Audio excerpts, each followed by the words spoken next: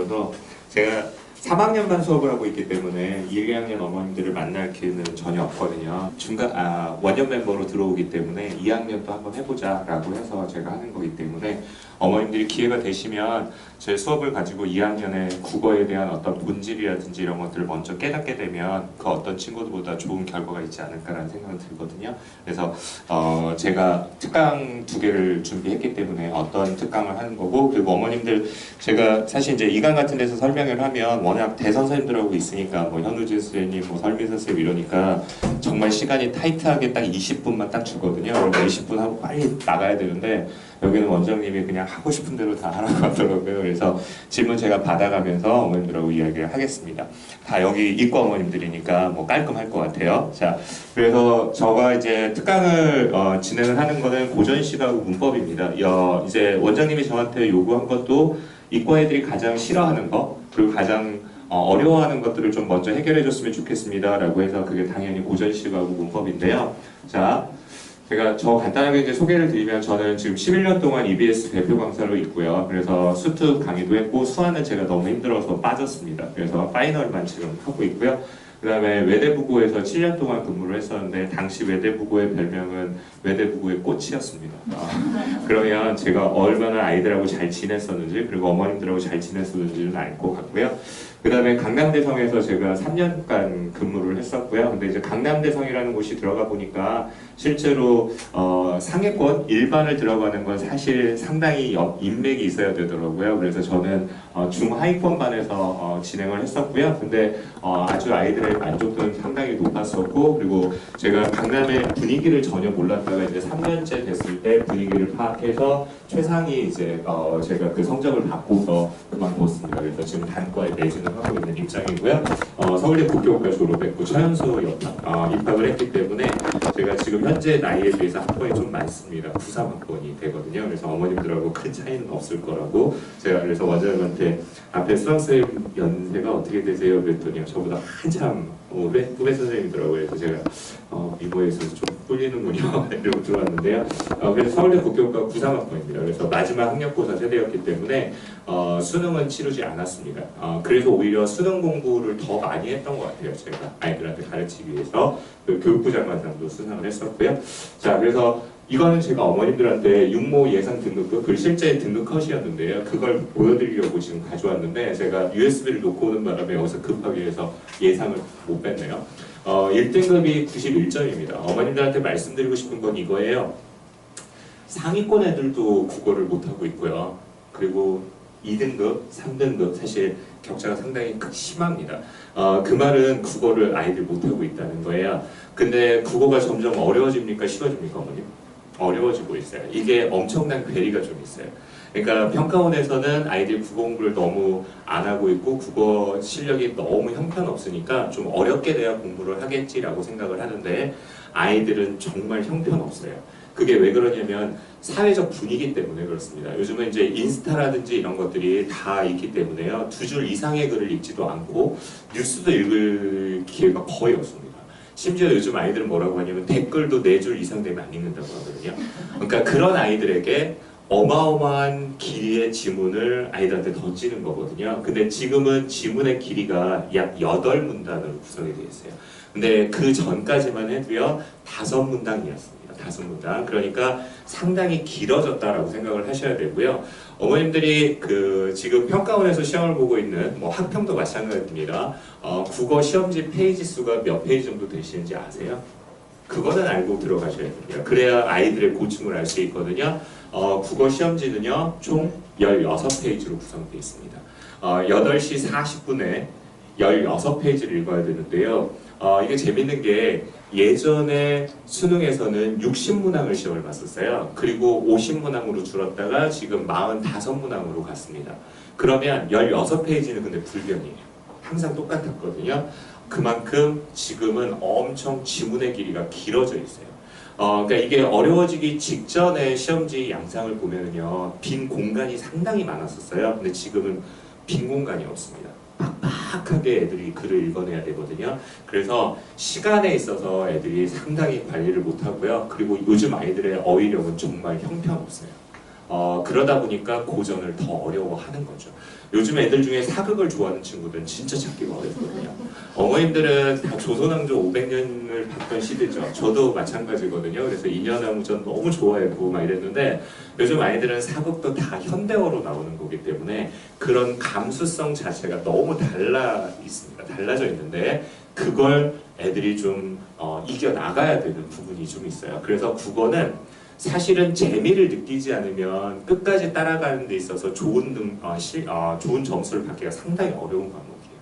그래서 저는 아이들을 처음 만날 때 제일 신경 쓰는 게 국어의 재미거든요.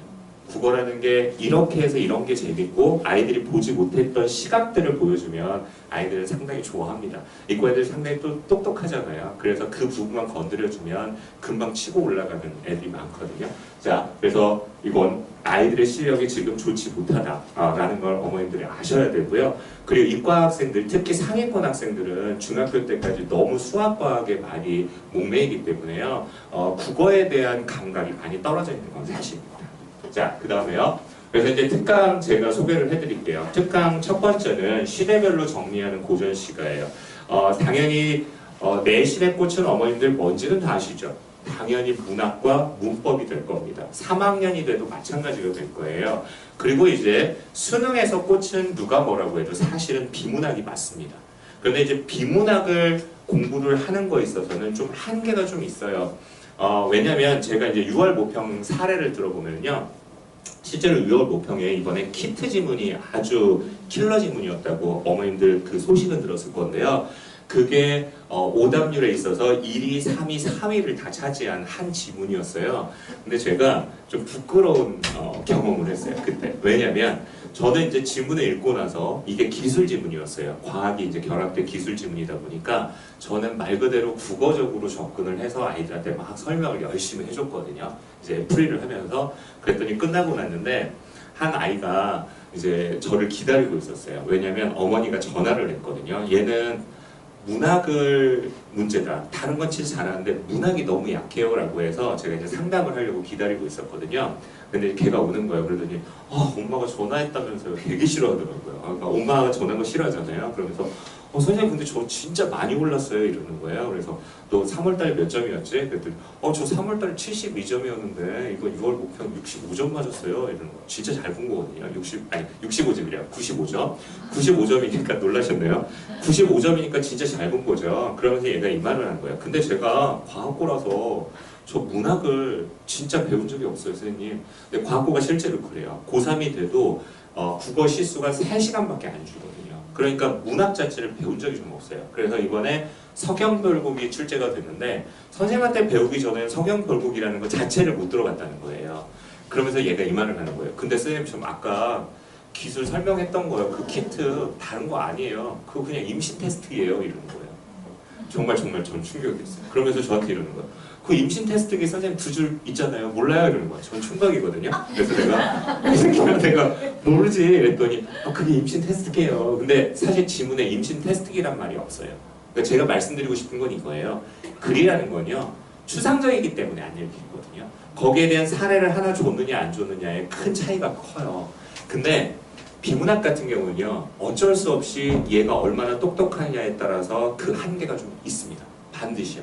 그래서 걔가 그 말 하더라고요. 저는 이 지문 안 읽고 풀었어요, 선생님. 그게 킬러 지문이었거든요. 1, 3, 4 오답률 다 높았던 거. 근데 걔는 그걸 다 맞은 거죠.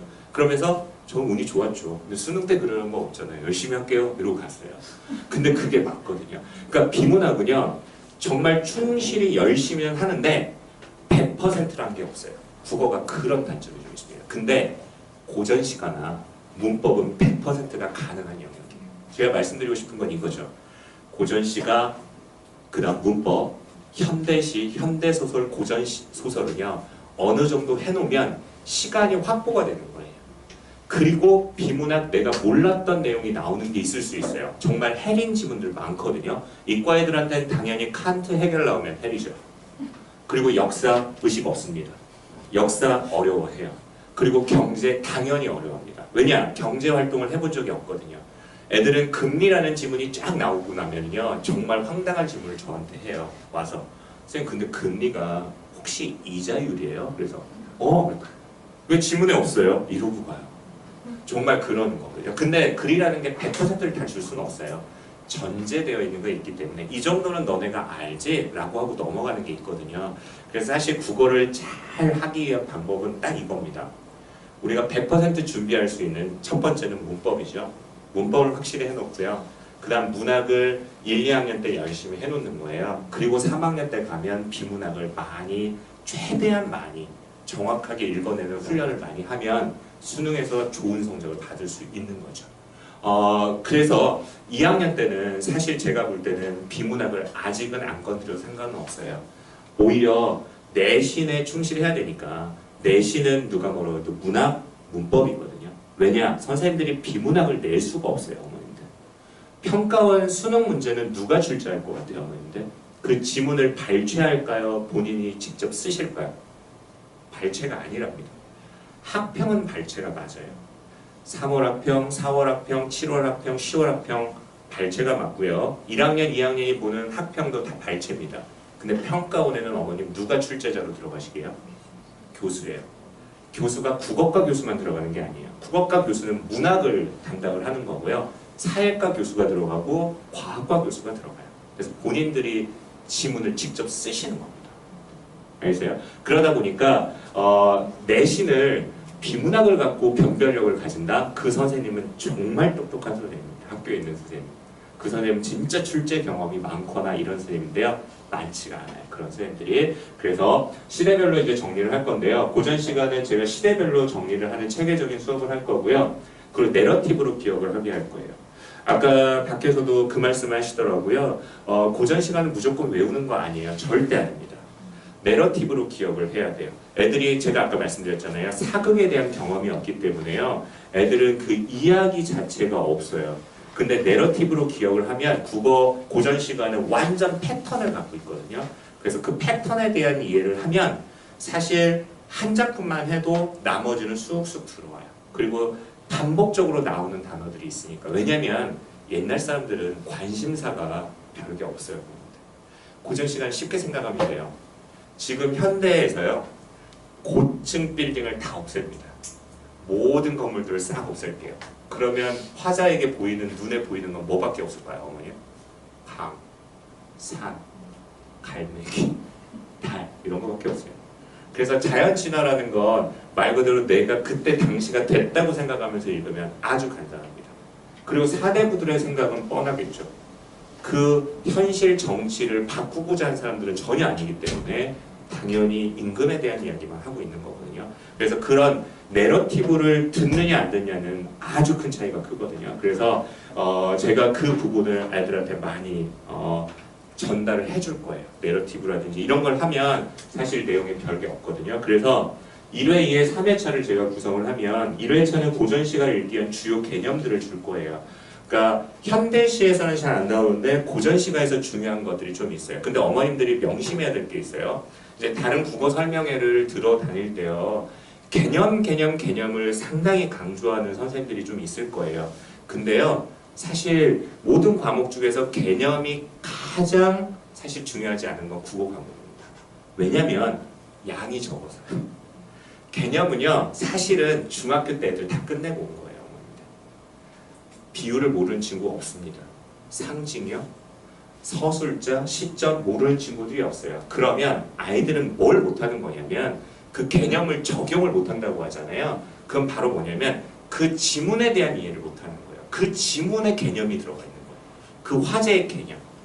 그렇기 때문에 사실 강사들이 이야기할 때 야 개념이 중요해. 개념이 중요해. 그 아이는요. 어려운 시험을 못 풀어내요. 사실. 그래서 사실 고전 시간을 읽기 위한 주요 개념은 아주 짧게 하고 넘어갈 수 있는 내용입니다. 그래서 어머님들이 항상 생각을 할 때는 아 개념이 제일 많지 않은 건 국어와 영어다 이렇게 생각하시는 게 좋아요. 과학이 개념이 진짜 많은 거죠. 근데요 그 개념이 국어에서는 비문학의 화제 안에 들어가 있는 거예요. 그러니까 국어를 읽기 위한 개념 자체는 아주 적다, 많지 않다 이렇게 생각하면서 최대한 많은 지문들을 읽는 게 중요합니다. 사실은. 정확하게 조금 읽으면서 반복적으로 읽어나가는 게 되게 중요하겠죠. 그래서 1회차는 주요 개념 간단하게 볼 거고요. 그 다음에 고대에서 고려시대까지의 주요 작품들이 좀 있어요. 뭐 향가하면 어머님들도 다 아는 작품이에요. 향가 가장 유명한 작품이 뭐가 있나요? 향가의 꽃 뭘까요? 생사. 자, 죄송합니다. 자, 제 막내가죠. 그냥 이제 고려가야는 청산별곡 이런 거 어머님들 다 저랑 같은 세대를 배웠기 때문에 국어 시간에 그거 다 들어갔었던 거예요. 국정국어서 시절에 이제 그런 걸 배우게 될 거고요. 사실 아이들이 제일 어려워하는 건 2회차, 3회차가 있으면 당연히 어머니들이 봐도 3회차가 어렵죠. 길어서. 근데 3회차를 하기 위한 그 기본이 2회차라고 생각하시면 돼요. 제가 아까 말했잖아요. 반복적으로 어휘들이 등장을 하잖아요. 그러면 짧은 시조를 통해서 우리가 나오는 어휘들이 상충곡에 그대로 나오게 됩니다. 사실 그래서 2회차는 조선 대표 시조들을 볼 거예요. 평시조. 그럼 평시조 하면 당연히 사대부들이 나오니까 고려 말부터 시작을 하면 당연히 고려가 망해가는 거에 대한 안타까운 그림거 있을 거고요. 그리고 정치적인 격변기들이 좀 있어요. 그것과 관련된 시조들을 보게 될 거고 자연 친화적인 거 볼 거고 사설 시조는 당연히 평민들의 이야기겠죠. 사실은 별게 없어요. 근데 이제 애들이 익숙하지 않기 때문에 많이 익숙하도록 읽어낼 겁니다. 그래서 2회차, 3회차는 조선 대표 가사가 있어요. 그래서 상충곡, 삼인곡, 송민곡, 규언과 누앙사. 사실 많은 선생님들이 이걸 한 회차에 끝내는 건 쉽지 않아요. 근데 저는 가능합니다. 왜냐면 제가 정말 짧게 그리고 정말 정확하게 포인트들을 잘 집어주는 사람이어서 아이들이 이해를 되게 잘하거든요. 그래서 1, 2, 3회차 아마 고전시가 특강을 3회차를 하면서 이렇게 많은 양을 다루는 사람은 없을 거라고 알아요. 자, 그 다음에요. 근데 이제 아까 어떤 분이 관동별곡을 물어보시더라고요. 근데 관동별곡은 들어가지 않습니다.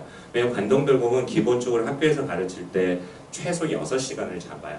넣어버리면 끝납니다. 그래서 관동별곡은요. 그리고 요즘에 모든 학교가 가르치지도 않거든요. 사실 내신에 있어서 가르치는 학교가 조금 있고 없는 학교들이 많아서 관동별곡 자체를 넣어버리면 다른 것 자체가 사라져버려야 하기 때문에 관동별곡은 들어가지 않습니다. 자, 그 다음에요. 자, 그래서 내신의 꽃은 아까 말했듯이 고전시가입니다, 사실. 그리고 현대시고요. 그래서 고전시가를 정리할 건데요. 패턴만 익히면 쉽습니다. 그래서 제가 어머님들한테 가르치는 건 아니니까 아이들한테 패턴을 계속 반복적으로 가르칠 거예요. 자, 그리고 고전을 확실히 잡을 저로의 기회니까 놓치지 않았으면 좋겠고요.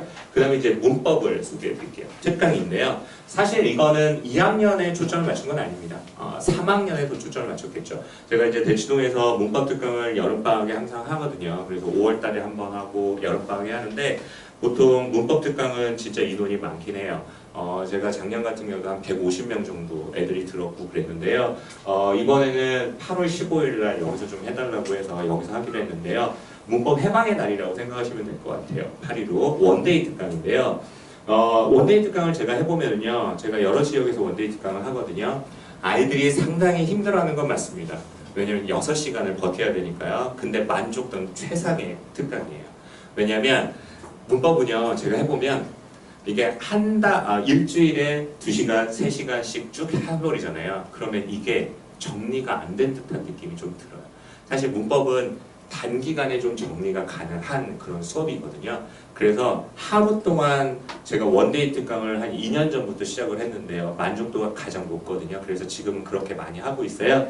그래서 10시부터 1시까지 하고 1시간 쉬고 합니다.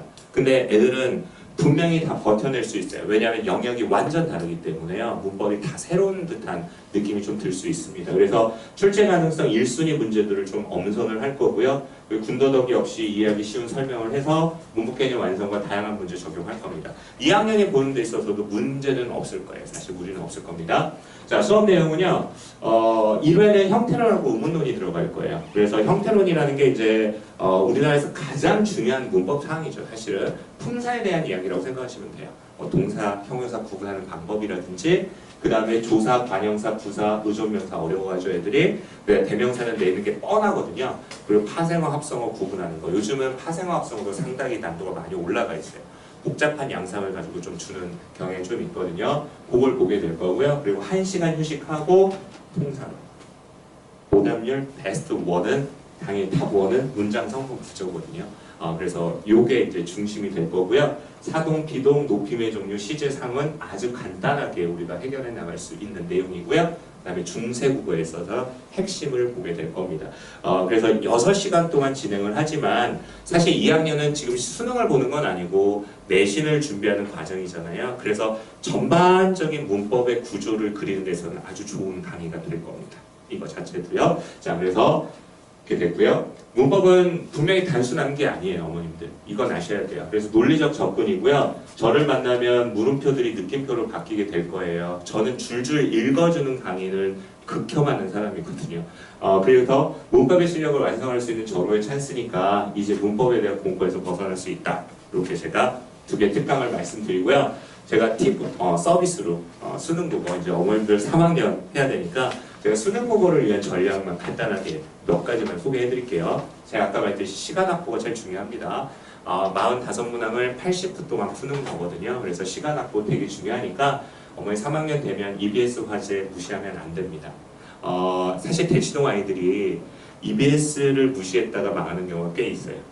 그리고 강대 애들이 EBS를 무시했다가 망한 경우가 있죠. 어느 경우가 망하냐면요.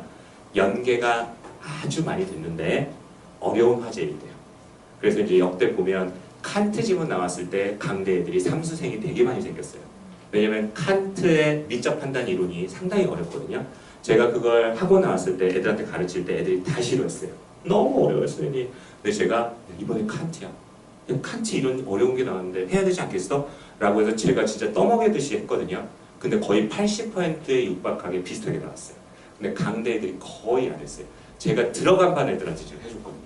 야, 너네 EBS 잘 봤냐? 그랬더니 아무도 안 가르쳐서 안 했는데요. 그래서 제가 칸트를 해줬었거든요. 해겔하고.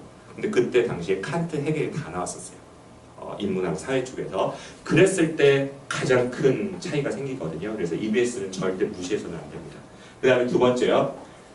다시 말하지만 글의 패턴을 익히는 게 진짜 중요합니다. 어떤 아이들은 인문을 잘하고 어떤 아이들은 사회를 잘하고 과학을 잘한다는 건요. 글의 패턴이 좀 있어요. 그래서 따로따로 흩어져 있는 내용이 중요한 게 아니라 그걸 모아야 돼요.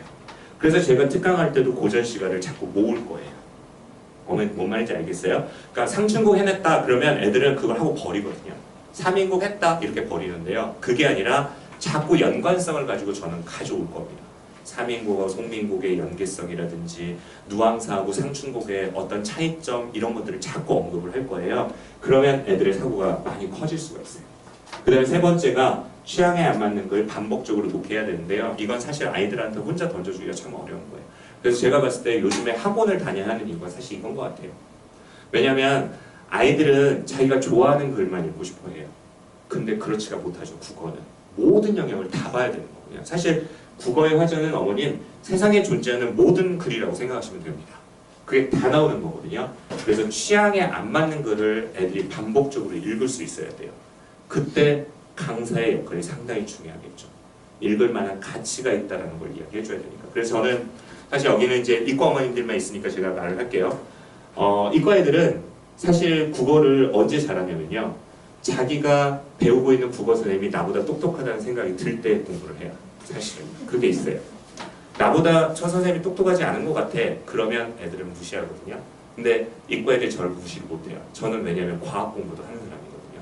전 국어를 하면서 야 나는 과학 선생님이 아니잖아. 과학 지금 무시할게. 이럴 사람이 전혀 아니에요. 저는 과학 인강을 듣는 사람이에요. 그리고 다큐멘터리 엄청 찾아보고요. 그리고 제 책장에 과학책이 정말 한 4분의 1은 과학기술책입니다. 이런 사람이 좀 없죠.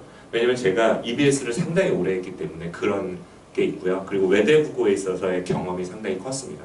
사실 외대국어 애들이 지금보다는 과거에 훨씬 훌륭한 애들이 많았어요. 솔직히 말씀드리면. 그 걔네들은요. 정말 제가 책 하나를 소개하잖아요. 예를 들면 사회학 책 하나를 소개하잖아요. 그럼 읽고 온 애들이 진짜 많았어요. 읽으라고 한 적도 없어요. 그냥 설명을 해주는데 읽고 와요. 그래서 선생님 저 책 읽었는데 예루살렘의 아이만 제가 읽고 책을 한번 써봤는데 독후감 써봤는데 한번 읽어봐 주실래요? 이래요 진짜. 그러면 제가 오늘 좀 충격이었어요. 왜냐하면 사실은 제가 100%안 읽고 소개하는 책이 없겠습니까? 그죠? 원래 좋은 강사라는 건 내가 안 봐도 읽은 것처럼 해줄 수 있는 강사가 좋은 강사가 맞아요. 근데 걔가 읽어오면 진짜 부끄러워요. 저도 읽어요. 그러면서 제가 사실은 많은 영역들을 좀 공부할 수 있는 그런 계기가 됐었죠. 이거 진짜 중요한 겁니다. 그래서 취향에 안 맞는 글을 자꾸 읽도록 할 거니까 제가 특강하면서 고전 시가가 재밌다는 걸 애들한테 자꾸 인지할 수 있도록 가르치도록 노력을 하겠습니다. 그 다음에 네 번째 이제 낯선 질문에 자꾸 노출돼야 돼서 진짜 할 거 많아요. 국어는 고난도 문항 진짜 많거든요. 리트, 피트 아주 어렵습니다. 리트는 법학 적성공사고 피트는 지금은 안 봐요. 언어를 12년까지 봤었는데 피트, 리트 같은 시험이 있는데요. 치의학하고 의학 이제 볼 때인데 얘는 과학 지문이 상당히 어렵고 이과 애들도 되게 어려워하는 과학 지문이고요. 리트는 당연히 인문 사회가 상당히 어렵습니다. 그다음에 사관학교, 비문학도 괜찮은 거고요. 경찰대 뭐 이런 문제도 있고 사설교사 무지 많을 겁니다. 그러니까 이 2학년 때 좀 많이 국어에 대해서 많은 접근을 해보는 건 사실 좋은 거죠. 그래서 진짜 말 그대로 쭉 읽고 문제만 풀고는 아무 의미가 없을 거예요. 그걸 진짜 중요하게 생각하셔야 돼요. 그래서 제가 사실 3학년만 가르치고 있지만 왜냐면 제가 2학년을 안 하는 거는 제가 지역을 진짜 여러 군데 다니거든요. 저는 대치동만 하는 사람이 아니에요. 저는 첫 출발이 좀 그랬습니다. 제가 학교에서 나왔기 때문에 제가 솔직히 이제 제 경험에 대해서 이제 이건 카메라에서 어차피 끊고 이제 올릴 건데요. 이건 카메라에서 어차피 끊고 이제 올릴 건데요. 이건 카메라에서 어차피 끊고 이제 올릴 건데요.